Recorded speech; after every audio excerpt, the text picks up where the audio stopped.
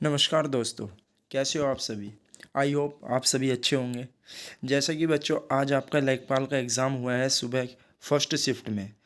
तो चलिएगा आज मैं उसी का एक एनालिसिस लेकर आया हूँ, जिसमें आपका आज कौन से इसमें क्वेश्चन आए हैं वो सभी आज यहाँ पे हम इसमें सॉल्यूशन करने वाले हैं। चलिएगा देखिएगा बच्चों, आज जो हमारा जीके का मैं पोर्शन सबसे पहले आपके लिए लेके आया हूँ और शाम तक आपके लिए पूरा एग्ज़ाम के जो भी मेरे को एनालिसिस मिलेंगे वो मैं आपको शाम तक प्रोवाइड करा दूंगा। तो चलिएगा, जिसने अभी तक इस चैनल को सब्सक्राइब नहीं किया है सो प्लीज़ इस चैनल को सब्सक्राइब करिए और अपने सभी दोस्तों को जिसने भी आपका लेखपाल के एग्ज़ाम देकर आया है सभी को इसको शेयर करिएगा। चलिएगा बच्चों, सबसे पहले आज की ही शिफ्ट में पूछा गया है सुबह ही लेखपाल के एग्ज़ाम में। सबसे पहले इधर देखते हैं, नई प्रौद्योगिकियों का उपयोग करके ईंधन की बढ़ी हुई दक्षता में मनुष्य और पर्यावरण को कैसे लाभ होता है। तो इसका जो आंसर लगेगा आपका प्रदूषण और खपत में कमी आएगी। तो जब आपकी प्रदूषण और खपत में कमी आएगी तभी आपके क्या होगा, ईंधन की बढ़ी हुई दक्षता में मनुष्य और पर्यावरण को लाभ होगा। तो इसका आंसर लगेगा आपका डी, 51वें का आंसर लगेगा डी। चलिएगा नेक्स्ट आता है, नेक्स्ट क्वेश्चन था, किस देश ने मई 2022 में ब्रिक्स विदेश मंत्रियों की बैठक की अध्यक्षता की है। तो ये मेरे को एक की पीडीएफ मिली है, तो इसमें आंसर आपका लगेगा चीन। तो इस बच्चे ने जो भी लगाया है वो बिल्कुल सही लगाया है, इस आंसर है आपका चीन। चलिएगा नेक्स्ट क्वेश्चन पे आ जाते हैं। देखिएगा ये सवाल आपसे पूछ रखा था कि सुभाष चंद्र बोस को देश नायक किसने कहा था। बताओ, ये बच्चों को सबको पता होगा। तो सुभाष चंद्र बोस को देश नायक किसने कहा था, आपका आंसर लगेगा रविंद्रनाथ टैगोर। तो इस बच्चे ने थोड़ा गलत लगा रखा है, तो आपको सही याद रखना है, इसका आंसर था रविंद्रनाथ टैगोर। तो रविंद्रनाथ टैगोर ने ही सुभाष चंद्र बोस को क्या कहा है, देश नायक कहा है। चलिएगा नेक्स्ट देखते हैं। तो ये जो टिक है उस पर ध्यान मत देना, जो मैं बता रहा हूँ आपको वो देखना है। नेक्स्ट आप देख सकते हैं, अगला आता है, कौन नेपाल में हिमालय पर्वतमाला में एवरेस्ट बेस कैंप ईबीसी को फतेह करने वाली सबसे कम उम्र के भारतीय पर्वतारोही में से एक बन गया है। तो ये अभी हाल ही में बना है, मई में ही इनको दिया गया था। हिमालय पर्वतमाला में एवरेस्ट में क्या है, इन्होंने चढ़ाई की थी और ये इसका आंसर लगा रीधम मामानिया। रीधम ममानिया इसका आंसर लगेगा, तो ऑप्शन बी इसका आपका सही हो जाता है। जिसने ये लगाया बिल्कुल सही लगाया है। नेक्स्ट अगर हम बात करते हैं, इसी में ही आता है नेक्स्ट क्वेश्चन, यही पे आता है, किस रियासत के खिलाफ अभियान को ऑपरेशन पोलो कूट नाम दिया गया था। तो यही आपका देखो हैदराबाद है, हैदराबाद आपका इसमें सही लग जाएगा। तो किस देसी रियासत को मिला है ऑपरेशन पोलो, हैदराबाद। चलिएगा नेक्स्ट देखते हैं अगला सवाल। अगला आता है 56वां सवाल, 56वां, भारत में निम्नलिखित में से किस राज्य में सबसे कम लोकसभा सीटें हैं। तो देखिएगा आपके कौन सा आंसर लगेगा, सिक्किम। सिक्किम इसने बिल्कुल सही लगा रखा है, जिसका भी है तो अच्छा है, जिसने भी लगाया बहुत बढ़िया है। सिक्किम इसका आंसर लगेगा। देखो वैसे 3 राज्यों की लोकसभा सीट कम है, एक तो सिक्किम की, नागालैंड और मिजोरम, 3। तो इसमें ऑप्शन आपका कौन सा लगेगा, सिक्किम, क्योंकि इसमें सिक्किम दे रखा है।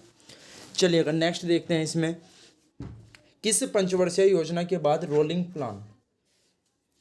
रोलिंग प्लान लागू किया गया था। तो ये आपका था 5वीं पंचवर्षीय योजना। तो ये आपको नोट रखना है, 5वीं पंचवर्षीय योजना के तहत क्या हुआ था, रोलिंग प्लान लागू किया गया था। ठीक है, चलिएगा नेक्स्ट क्वेश्चन देखते हैं। नेक्स्ट क्वेश्चन आता है आपका, ईएफटी का पूर्ण रूप क्या है। तो ईएफटी जो होता है भैया, इलेक्ट्रिक फंड्स ट्रांसफ़र, आपका इसका आंसर लगने वाला है effective fund transfer. C option इसका बिल्कुल सही जाएगा, ए ऑप्शन नहीं है इसका, तो सी ऑप्शन बिल्कुल आपका इसका क्या जाता है, सही जाएगा। नेक्स्ट देखते हैं, नेक्स्ट क्वेश्चन था, 1942 में जब भारत छोड़ो प्रस्ताव पारित किया गया था, भारत का वायसराय कौन था। तो इसका आंसर आपका लगेगा फर्स्ट ऑप्शन, लॉर्ड लिन लिथगो। उस समय जो भारत के वायसराय थे कौन थे, लॉर्ड लिन लिथगो। नेक्स्ट क्वेश्चन देखते हैं। नेक्स्ट आता है, बाफिन द्वीप किस देश में स्थित है।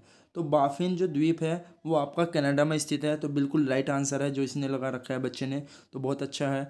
जो जिसने भी आप कनाडा लगा के आए हैं तो बिल्कुल सही, बिल्कुल करेक्ट आंसर है। नेक्स्ट आता है, इसी में अगला क्वेश्चन देखते हैं, प्रेस की स्वतंत्रता भारत के संविधान के किस अनुच्छेद के तहत निहित है। तो ये आपसे पूछ रखा था कि आपका क्या है, प्रेस की स्वतंत्रता भारत के संविधान के किस अनुच्छेद के तहत निहित है। तो आंसर आपका लगेगा अनुच्छेद 19। ये आपका बिल्कुल राइट आंसर है। आर्टिकल 19 में ही आपकी क्या दे रखी है, प्रेस की स्वतंत्रता दे रखी है। 6 प्रकार की आपको स्वतंत्रता दे रखी है। नेक्स्ट क्वेश्चन आपसे पूछ रखा था, बीसी रॉय पुरस्कार किस क्षेत्र में दिया जाता है? तो देखो बीसी रॉय वही है, विधान चंद्र रॉय जी। विधान चंद्र रॉय के जो हमारे क्या है, चिकित्सा से संबंधित है, और 1 जुलाई को क्या बनाया जाता है, डॉक्टर दिवस बनाया जाता है इन्हीं की स्मृति में। तो आंसर लगेगा चिकित्सा, क्योंकि ये क्षेत्र किस क्षेत्र में दिया जाता है, तो चिकित्सा के ही क्षेत्र में दिया जाता है। चलिए अगर नेक्स्ट क्वेश्चन देखते हैं, अगला क्वेश्चन क्या कह रहा है। नेक्स्ट क्वेश्चन आपसे पूछ रखा है, देखिएगा फिर से एक क्वेश्चन आपका क्या है, आर्टिकल से आ चुका है, संविधान से आ चुका है। निम्नलिखित में से भारतीय संविधान के किस अनुच्छेद में राज्य के नीति निर्देशक सिद्धांत शामिल किए गए हैं? तो बहुत देखो कितना इजी सवाल आपसे पूछ रखा था। तो ये भी आपसे पूछ सकता है कि ऐसा ज़रूरी नहीं कि कोई भारी आर्टिकल ही पूछे। तो देखिएगा कितना ईजी सवाल आपसे पूछा है कि राज्य के नीति निर्देशक तत्व DPSP जो है किस आर्टिकल में दे रखे हैं, तो 36 से 51 तक आपके दे रखे हैं। आंसर लगेगा 36 से 51। नेक्स्ट आता है, उत्तर प्रदेश भारतीय संघ में कितने राज्यों के साथ अपनी सीमा साझा करता है? देखिएगा कितना हल्का सवाल आपका इसमें पूछ रखा है, कितना इजी सवाल आपका आया हुआ है। तो ये आपके साझा कर रहे हैं कितने, 8 राज्य के साथ सीमा साझा करता है उत्तर प्रदेश। तो 8 बिल्कुल इसका सही आंसर है। चलिए अगर नेक्स्ट देखते हैं, महात्मा गांधी ने, देखिएगा कितना ईजी सवाल आपसे दे रखा है कि महात्मा गांधी ने नमक सत्याग्रह कहाँ शुरू किया है, कहाँ शुरू किया था? तो यह आपका आंसर लगेगा कौन सा, साबरमती। तो साबरमती से दांडी तक स्टार्ट करी थी, बट कहाँ से शुरुआत की थी, साबरमती से। तो आंसर लगेगा साबरमती। जिसने ये लगाया तो बिल्कुल एकदम करेक्ट आंसर लगाया। और जैसा कि आज मैंने सुबह भी अपनी वीडियो डाली है आधुनिक भारत की, तो प्लीज़ उसको भी ज़्यादा से ज़्यादा लाइक और शेयर और सब्सक्राइब करें। बहुत अच्छी वीडियो है। उस वीडियो में से आज के पेपर में मेरे को लगता है 3 से 4 सवाल उसी वीडियो में से आए हैं जो मैंने आज सुबह ही अपलोड की है। अगर आपको नहीं लगता है तो आप एक बार चेक करके ज़रूर देखिएगा और तब बताइएगा कि कितने क्वेश्चन है कितने नहीं है। नेक्स्ट चलिएगा, अगला क्वेश्चन पूछ रहा है, उत्तर प्रदेश की अर्थव्यवस्था किस चीज़ पर आधारित है? अब बताइएगा, उत्तर प्रदेश में क्या सबसे ज़्यादा मत्स्य पालन हो रहा है? नहीं जी। मछली पालन नहीं होता है। खनन नहीं, खनन भी नहीं है। कपड़ा भी नहीं है। तो कृषि से ही सबसे ज़्यादा अर्थव्यवस्था चलती है। कहाँ की? उत्तर प्रदेश की। तो उत्तर प्रदेश की अर्थव्यवस्था किस चीज़ पर आधारित है? कृषि पर आधारित है। चलिएगा नेक्स्ट देखिएगा, लीजिएगा एक सवाल और आपका, देखिएगा सती प्रथा को किसके द्वारा समाप्त किया गया था? बताइएगा, ये आपसे सवाल पूछ रखा था। तो सती प्रथा को क्या है, 1829 में समाप्त किया गया था, और लॉर्ड विलियम बेंटिक ने किया था। उस समय जो गवर्नर जनरल थे कौन थे?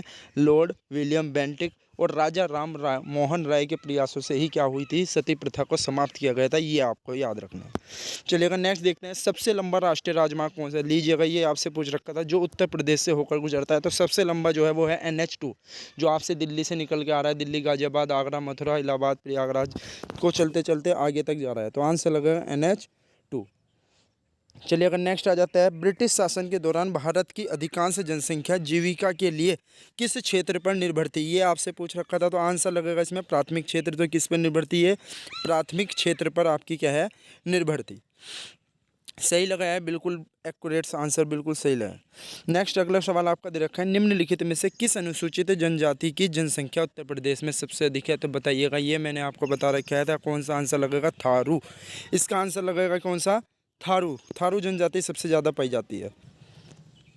चलिए अगर नेक्स्ट देखते हैं, आगे देखते हैं आगे कौन सा सवाल है। देखिएगा अगला सवाल आपका दे रखा है, निम्नलिखित में से कौन सा जलडमरू मध्य भूमध्य सागर को अटलांटिक महासागर से जोड़ता है? तो आपका आंसर लगेगा बी ऑप्शन, जिब्राल्टर के जलडमरू मध्य।